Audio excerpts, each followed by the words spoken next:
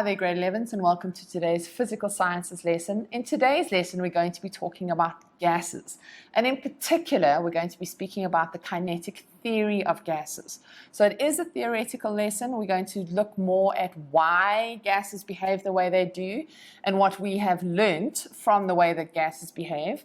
And in next week's lesson, we will then talk about how to apply that knowledge. So today is what we know and how we can apply what we understand, or why we understand it the way that we do understand it.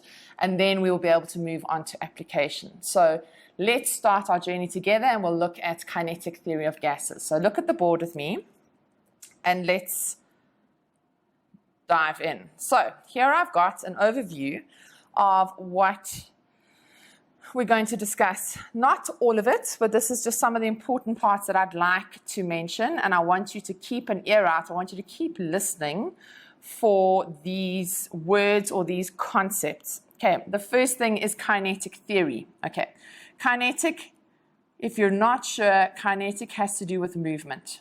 Okay, and kinetic theory is all about the movement of particles. All right, so it's why solids, liquids, and gases behave the way that they do, right? So that's what kinetic theory is all about. Then, if you have a look on the other side here, I've got kinetic energy. So remember, we said that kinetic has to do with movement, and you know what energy is, and you should hopefully know that there is a law to do with, in fact, there's lots of laws about energy, but in particular, there's a law that states that energy cannot be created or destroyed. It's just moving from one form. It's transferred or transformed from one form to the other. So energy is the thing that allows us to do a lot of the actions, a lot of the reactions, a lot of the movements, and anything else you can think of within nature and within the things that we've built. So that's what energy is responsible for. So you'll get potential energy, you'll get kinetic energy, you'll get heat energy, you'll get light energy, you'll get sound energy, you'll get stored chemical energy, you'll get gravitational potential energy. We can come up with lots more names. The point is that energy is around us, it's in us. We use it to do certain things. And in terms of gases, the particular type of energy that we look at is kinetic energy, and kinetic energy is the energy of movement. Okay, so why do we talk about kinetic energy? I want you to have a look here. Average speed. One thing that I haven't put in, and I think that I should, is temperature, because temperature and average speed actually have a very strong relationship. Okay, so firstly, average speed, that is, I think most of you know what average is. It is the average of all of the particles' speeds. So it's the one that's in the middle, so it's not strictly mathematically correct. So your maths teachers are going to argue with me. So that's what I'm saying to you. It's not a strict definition, but it's a good way to start understanding this. Average is sort of the middle speed, so how quickly the particles travel. So it's between your slowest and your fastest. What are most of the particles traveling at? That's what your average speed is. Now, why have I said that average speed and temperature have a relationship? The reason is this, that average speed or temperature and average speed, their link is that temperature is a measure of the average kinetic energy. So if you are following with me, then you should be saying to yourself, wait a minute, kinetic energy is also linked in here. And you're 100% correct. So temperature is a measure of the average kinetic energy. And we'll get back to that concept a little bit later, and I'll go into more detail. Now this bit at the bottom, here I've got ideal gas, real gas, and collisions. So let's start with collisions. Okay, collisions are what occur between particles. Okay, so particles bump into each other, or between the particles and a container. So the thing that holds the particles. Okay. Why are collisions important? Because we use number of collisions when we measure pressure. Okay, but again, we'll go into a little bit more detail now. This, though, should be making you ask questions. What is going on here? Why do we have a real gas? Why do we have an ideal gas? Okay, so what we've got is we know that there are gases around us. You do this with your hands. Obviously, don't smack your face, please, but do this with your hands and you'll feel something brush past, okay? That's the gas around us, whether it's carbon dioxide, whether it's oxygen and methane, it's a combination of things. That is gas around us. We know that gases move, and we know that they're there because you can feel it, okay? So that is a real gas. And lots of experiments and lots of different practicals, we have determined how they behave. What they do when it's hot, what they do when it's cold, what they do when there's lots of pressure, when there's not enough pressure. We know what they do. But at the same time, we've looked at gases and said, if we were in a perfect world, how would we expect gases to behave? And we've put down a few things that we want, the way that we want gases to behave in a perfect world. And we then compare the ideal gas or the gas in a perfect world with what we actually have. And in most cases, they're pretty similar. Okay, they're really quite close. There's one or two areas where they are different, in fact, sometimes very different. But generally, what we would find in a perfect world and what we have in the real gas, they're pretty much the same. But why do we have to keep this idea of ideal gas? Scientists use it. Okay, and I know a lot of you go, oh, no, scientists. We need scientists. We need them to know about this. We need them to think like this so they can come up with all the cool stuff that they come up with. Okay, so it's important that we learn about an ideal gas, that we understand how it's different from a real gas and how they're the same, because maybe one day one of you or maybe lots of you are going to be the next scientist who works with gases and come up with the most amazing concept, and we're going to have a Nobel Prize winner in South Africa in science to do with gas. Okay, so you never know, one of you listening there could be our next Nobel Prize winner based on gases. So hopefully it's you. Pay attention as we talk about it. Okay, enough of you. Let's get into the detail. Kinetic theory. So I said to you earlier that the kinetic theory is about how particles behave. So here specifically, I'm talking about gases. Okay, we have spoken in previous weeks about solids and liquids. Today we're speaking specifically about gases. So, a few things we need to remind ourselves. Number one, gas particles. I'm just going to write here gas. Gas particles move in all directions. They have no cares about which way they move. They just move. The second thing is the speed is different. So what does that lead us to? Average speed. That's why we work with an average speed, because some move faster and some move slower. Okay? And the third one is pressure of a gas is related to the number and the force of collisions between the container and the particles. Now, this one, I think a few of you are going to go, what on earth is she on about? What do you mean the pressure of gas is related to number and force of collisions? We'll talk about that now. What I want to show you is this, and then I've got a question for you. I said to you, number one, gas particles move in all directions. So have a look. They're not all moving to the left. They're not all moving to the right. They're not all moving up. Okay. And the second thing is that their speed varies. All right. Now, my question for you is this. It's not on anything that I'm going to show you on the board. It's a question I want you to think about. I'll give you a minute to think about it, but I want you to think back to your grade 8 or grade 9 curriculum where we learned about pressure. Okay? And I want you to write down what you remember pressure is defined as, if you remember the equation, and thirdly, if you perhaps remember what the units are. Okay, so it's just a minute. I want you to know definition of pressure, units, equation. All right, those three things in a minute, starting now.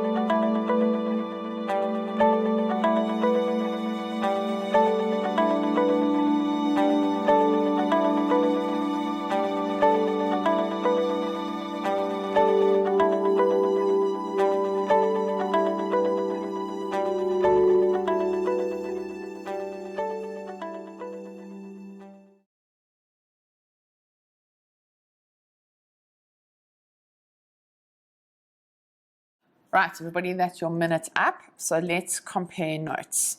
If I can get this machine to agree with me. There we go. I asked you for three things. I asked you for the definition of pressure, or should I say, and the units, and I want the equation. Okay, so in grade 9, you would have learned that the definition of pressure is force acting on an area. Okay, very simplistic or very simple definition, but that'll work for us right now. So it's force acting on an area.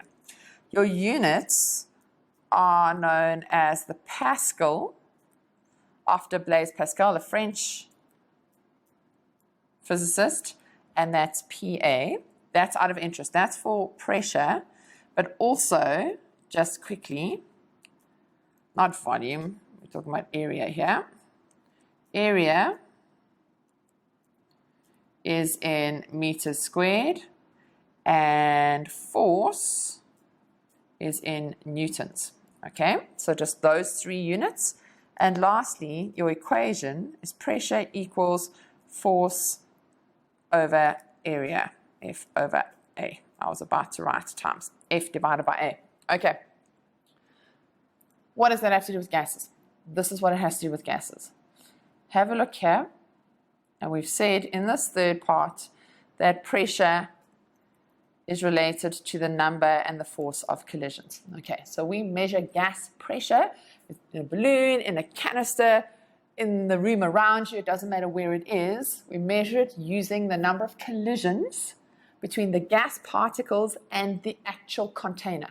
So yes, they're going to collide with each other within that container, but they've got very sensitive instrumentation. They've got very sensitive machines that can pick up the pressure as it bounces against the walls. Now, not everything's got the same way of measuring pressure, but we've been able to take that knowledge and apply it in other areas so you can get an idea of what the pressure is using a slightly different instrument, using a different way of measuring. Okay, but for our purposes, what we really need to remember is pressure is measured by the number of times gas particles collide with the container.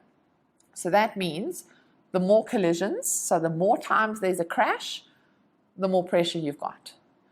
The less crashes that you have, the lower the pressure. Okay, so more crashes, higher pressure, less crashes, lower pressure. Okay, everybody with me so far? I hope so. Let's carry on and see what else I've got for you. Okay, so we're going to go into an ad break very soon, but I want to leave you with these ideas. I say to you that in the real world, we've got the gases, and you did this, and you could feel the gas flying past your face. And then we've got what scientists and physicists and chemists refer to as an ideal gas. In a perfect world, if things could work out the way we wanted them to perfectly, we have this thing called an ideal gas. Now, you can't get to an ideal gas unless you know what a real gas does. But you can't know what a real gas does unless you have a look at its behavior. And any time you do any form of experiment, even if you do an experiment at home, anytime you do any form of experiment, you need to know what the variables are. So just remember, a variable is something that can change.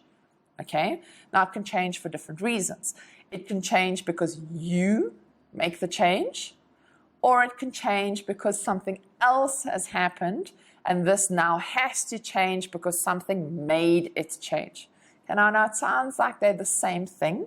I know that, okay, and I know that the concept of dependent and independent variables can be pretty tricky, but don't worry. Just after the ad break, I'm going to go through those two concepts with you again.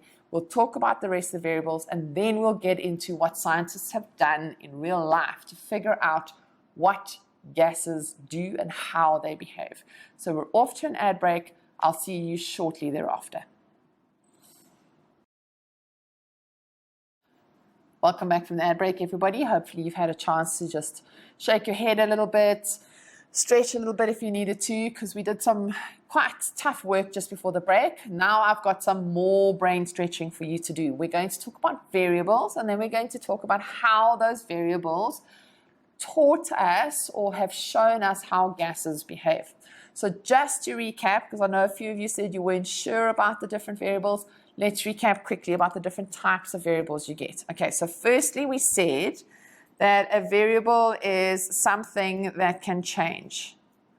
Now I know that different teachers have slightly different definitions, but you will see that all of the definitions come back to the same idea of change, something that changes. Okay, then you have different types of variables. You have what we call an independent, and I might spell this wrong because I always do, independent variable. Then you've got your dependent variable.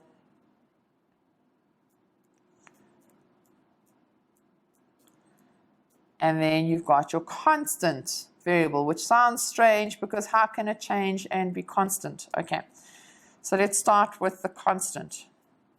Your constant variable is something that you want to keep constant. So it can change, but you stop it from changing, or you prevent the change for the experiment.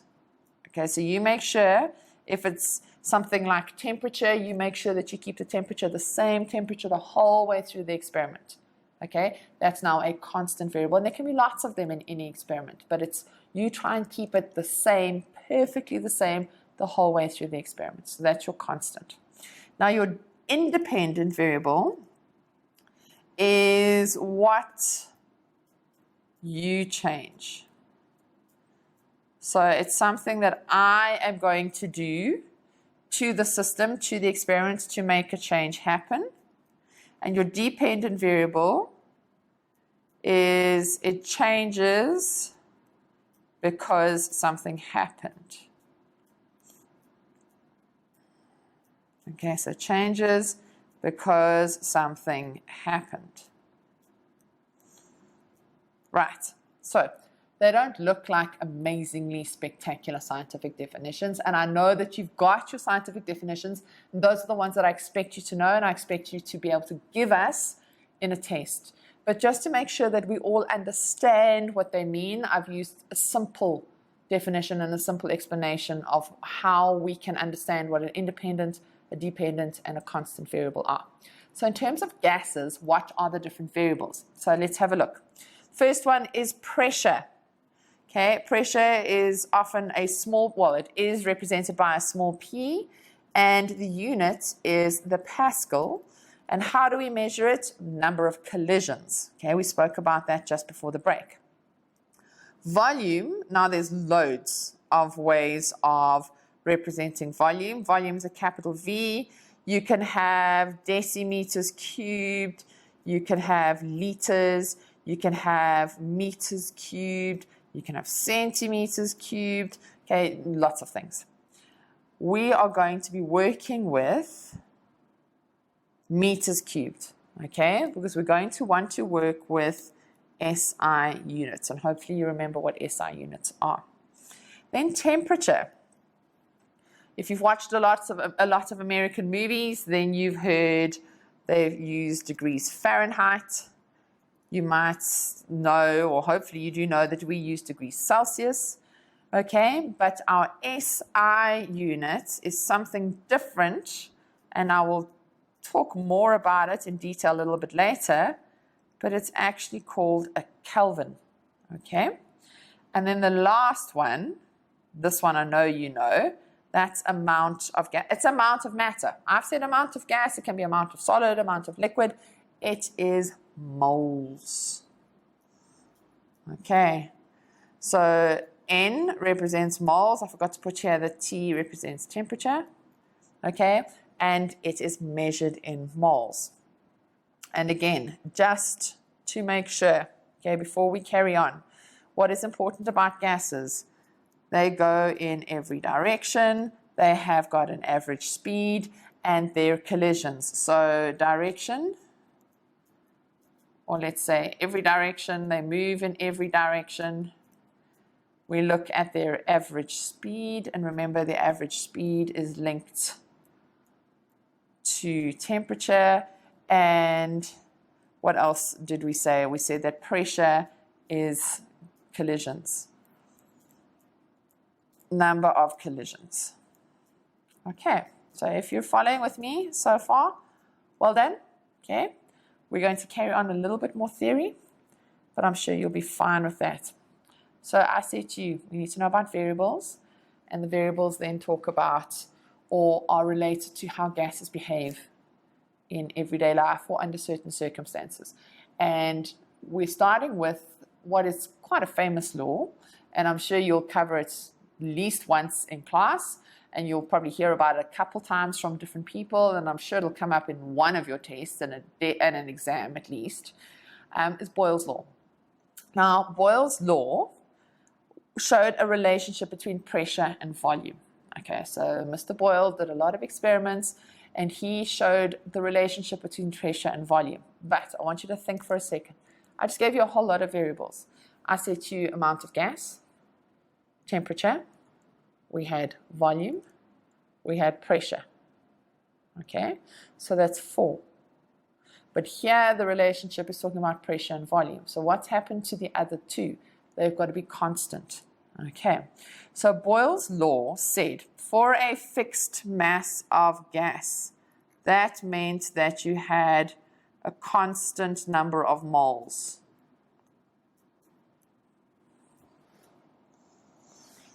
Okay, at a constant temperature. Okay, so constant moles, constant temperature. Volume is inversely proportional to the pressure. Okay, so what does that mean? What is the relationship? Pretty much what it's saying is if you increase your pressure, that should mean a decrease in volume. And the opposite. If I decrease my pressure, I should get an increase in volume. Okay, so what Boyle found was if he took pressure and volume measurements with constant moles and constant temperature, every time he multiplied the 2 values together, he got a constant value. He got a constant amount.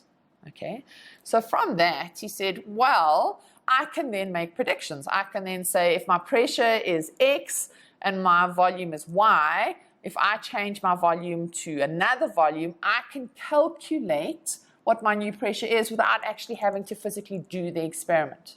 Okay, which is really cool because we don't all have time to sit and run around and do all the experiments. If we can work it out mathematically and we know it's going to be 100% correct, perfect. Okay, so that's where the laws are helping us. But at the same time, the laws have told us this, that if I increase my pressure, I'm going to decrease my volume. And if I increase my, what did I say, increase pressure? If I decrease my pressure, I'm going to increase volume. And if I increase my pressure, I'm going to decrease volume. See, you got to be careful you don't get these things twisted in your head. They go opposite. Okay. Now, the other thing is proportion. So the amount that this one increases by is the same ratio or amount that the other one will decrease by. That's proportionality. Okay. And the second thing I'm going to ask you just now has to do with dependent and independent variables. So just prepare yourselves for that because we're talking graphs. So let's have a look here. On this particular graph, I've got pressure on my y-axis and volume on my x. And if it's an inversely proportional graph, then I am expecting that. Okay? What is that saying? That is saying to me if I have a high pressure, I'm going to have a low volume. And if I have a high volume, I expect to have a low pressure, which is cool because that's what Boyle found out, and that's what I've said to you for the last 2 or 3 minutes. But now, this is what I want you to do. I've reversed the axes. I've got volume versus pressure, okay? Same temperature, same amount of moles, but now I've got volume versus pressure. You've got 1 minute to just sketch a graph. Doesn't have to be amazing, no rulers, anything like that. 1 minute, I want you to sketch what you think this graph looks like of volume versus pressure. So 1 minute starting now.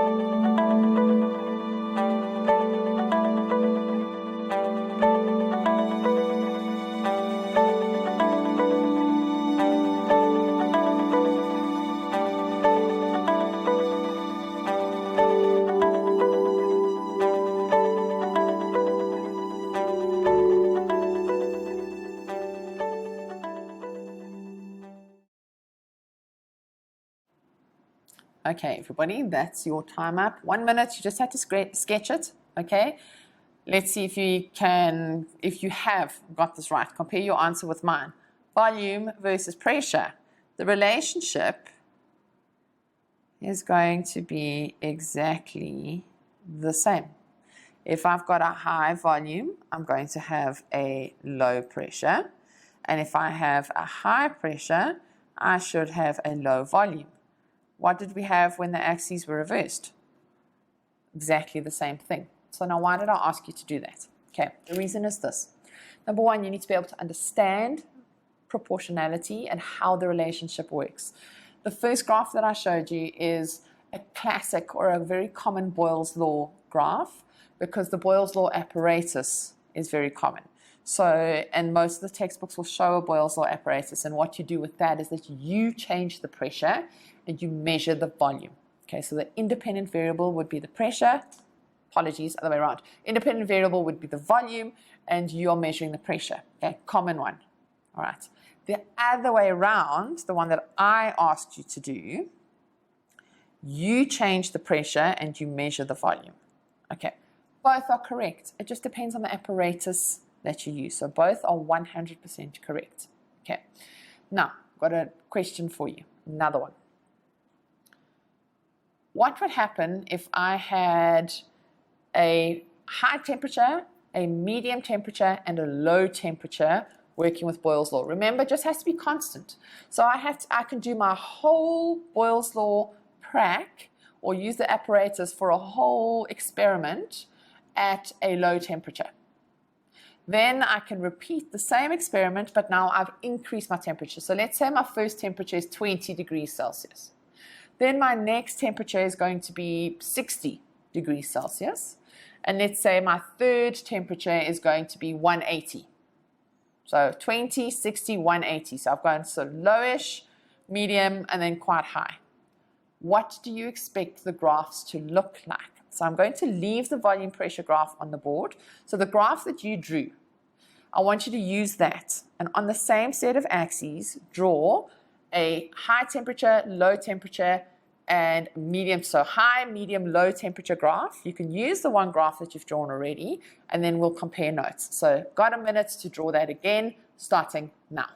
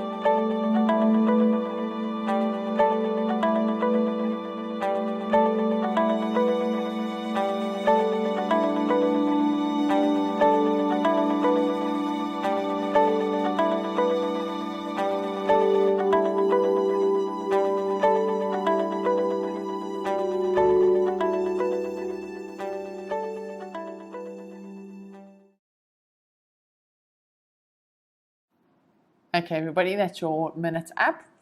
We're going to go to an ad break, but before we do that, let's compare answers. So the first one, as I've drawn it here, that is going to be my high temperature. Okay, if I draw one like that, that should be my medium temperature. And then this one here will be my low temperature. And I want you to tell me after the ad break why you think I have them labeled that way. Okay, so high, medium, low. You can even tell me that you disagree with me. That's also okay. So high, medium, low temperature. I'm going to go to an ad break. I'll see you shortly thereafter. Hi there, everyone. Welcome back from the ad break. And for those of you that have been jumping up and down going, I disagree with you. Okay, good. So let's hear it. What do you disagree with? You disagree with the way that I labeled this. So let's have a look at the board. I say to you that this one, number 1 is low temperature, number 2 is medium temperature, number 3 is high temperature. I think everybody would agree with me that the medium temperature is in the right place. But there's a few of you that are going to disagree and say that low temperature and high temperature should switch around. So now, why are you disagreeing with me? Okay, and for those of you that aren't disagreeing with me and you're looking at each other going, but that looks right, let's talk about it. We're looking at volume, and we've said that when you have a high temperature, you should have a greater velocity, a greater speed. Okay, now I want you to think back to what you know about solids and liquids. How do you get something to become a liquid or become a solid from a gas? You cool it down. Okay, so the more you cool it down, the closer it is to becoming a solid, or the closer, or a liquid, depending on where you start. Okay, so what happens to your volume? Your volume should become greater. Okay, so your volume, so with a gas has got no fixed volume, remember? Then as it becomes a liquid, then it sort of takes up the shape of the container, and then eventually becomes a solid, and it becomes a fixed solid. Okay, so those of you that were going, oh, but it's the other way around, and the more particles and the more energy it's got, it's going to take up bigger space. I still want to stick with what I've got, okay? Because as my temperature is lower, what's happening is that I'm going more towards a liquid, or more towards a gas, more towards a solid, sorry. So more towards a liquid, more towards a solid, and they've got fixed volumes. Whereas your gas can get squeezed into different places, and that's got not such a fixed volume. Okay, so I'm going to stick with them as they are, the highest temperature at the bottom, the middle temperature in the middle, and the lowest temperature at the top. But you guys are still welcome to argue with me, and you're still welcome to go and chat to your teacher and get them to say, well, hang on a second, that's what they're there for. Challenge yourself, challenge them. Okay, let's carry on. So the next law was Charles's law. And Charles's law said the following: fixed mass of gas, so remember again, constant moles,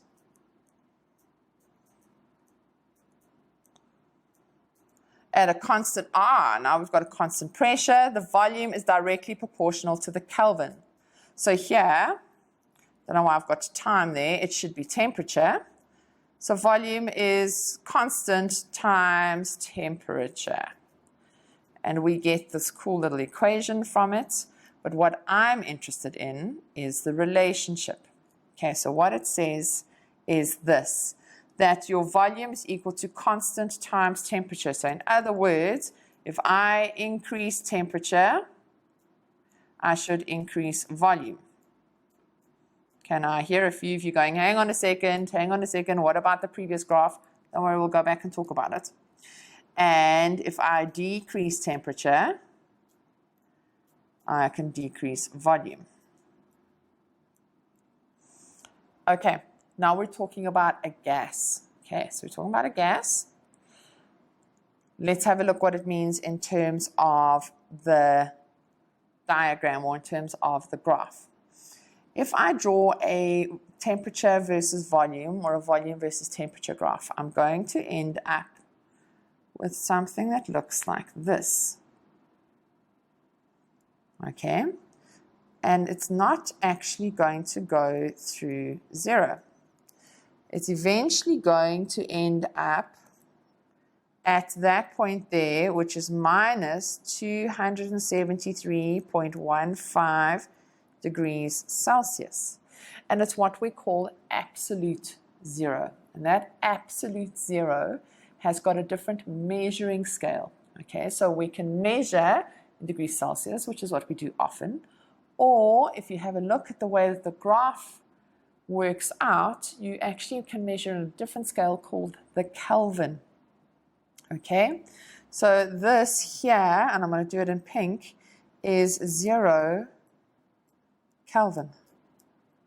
Okay, so 0 Kelvin is minus 273.15 degrees Celsius. That is the point we can't measure any lower than that. That is the lowest that we can go, and that is the point at which scientists think that everything stops moving. Even the atoms, they just freeze. They're not going to do anything else. So gases cannot do anything at a lower temperature than that.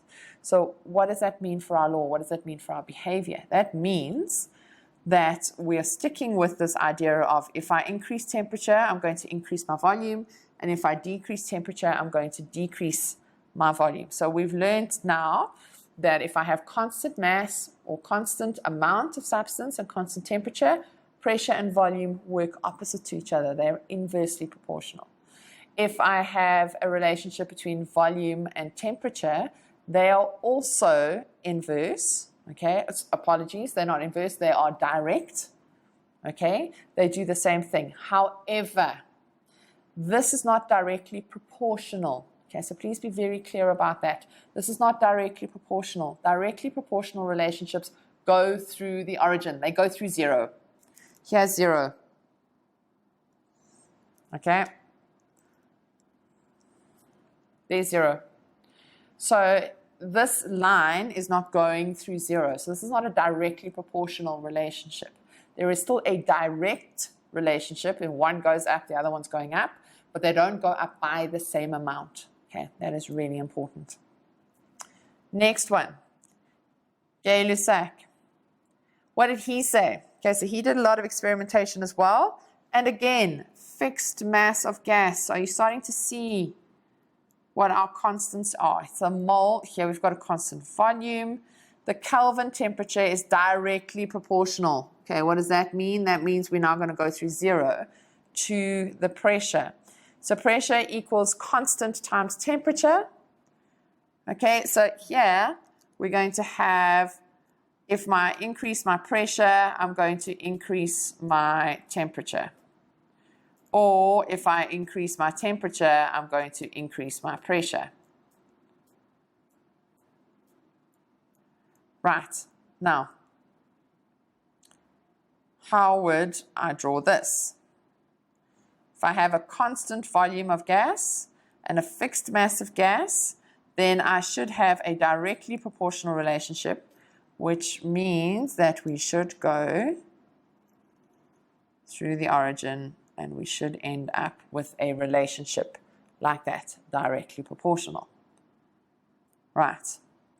Then we've got a combination of Boyle's law, Charles's law, and Gay-Lussac's law, pressure, volume, temperature. Okay, but before I do that, I've left this out on purpose and I'm going to go back to it. I want to show you something. Go back a few slides. Oh, I went back far too many slides. Where's Boyle's law? Here. So we did pressure versus volume versus pressure, and we had a little discussion about temperature, but I didn't show you this. Because this is an inversely proportional relationship, so in other words, one goes up, the other one goes down, I can turn my graph, or I can use a mathematical method of creating a straight line graph from this information. Okay, so look at the board, see how I've done it. I've got pressure on my y-axis and I've got volume, but it's 1 over volume. So what I'm saying here, let's get a pen that works, pressure is directly proportional to 1 over volume. If I have that relationship, then I'm going to end up with a straight line graph. Okay, so you can see with an indirect or inverse proportion, sorry, I should say inversely proportional.